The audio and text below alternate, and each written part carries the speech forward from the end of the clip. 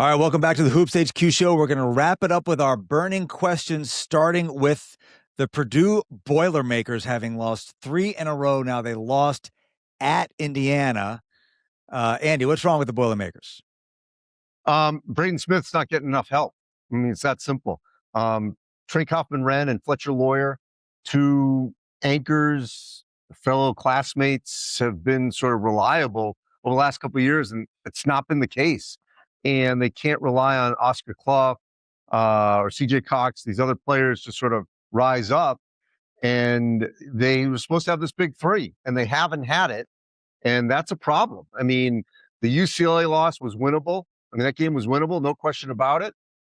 So that one is a raised red flag. Obviously, Indiana was desperate. Rivalry, you got the football team celebrating the championship. They're walking into, a total Lions den there. And now they've lost 3 in a row. So they're in a danger zone right now, no question, for Big Ten title and for NCAA tournament seeding. Yeah, and that's important. When we talk about Purdue being in trouble, we're talking about their Final Four aspirations.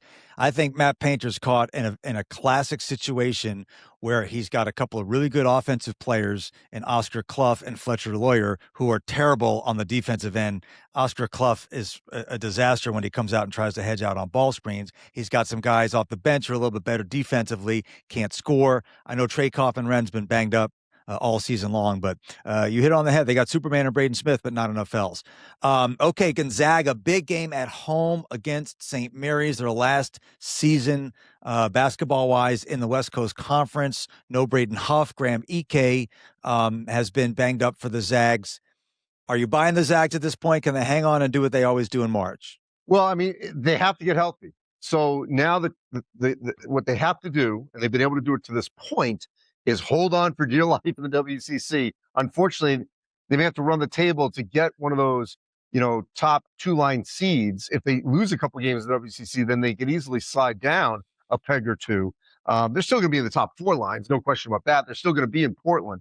But right now, it's all about them holding on so that when they are healthy and back to what they were, then, yeah, they got a chance to get to Indianapolis, no question about it, because it would be Portland, San Jose, and that's a nice little path for them. But they cannot afford to lose some of these WCC games because it could affect their seeding. So Huff needs to get healthy, and so does Ike. They only beat San Francisco at home by 2, so I'm going to be very interested to see. We know how good that rivalry is with St. Mary's, how they fare. I think we're going to learn a lot more. Hopefully Ike plays in that one. Last but not least, if we asked anybody watching us right now, there's a team that's alone in first place in the SEC. Who are they? I don't know too much of them would say Texas A&M. So the question at hand is, are they for real?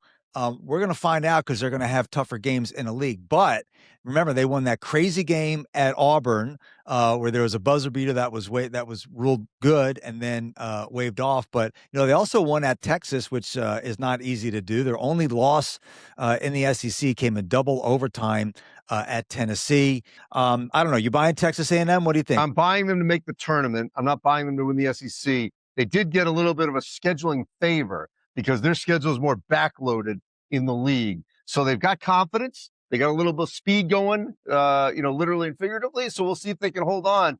But I don't think they're going to win the league, but they're going to be in the tournament.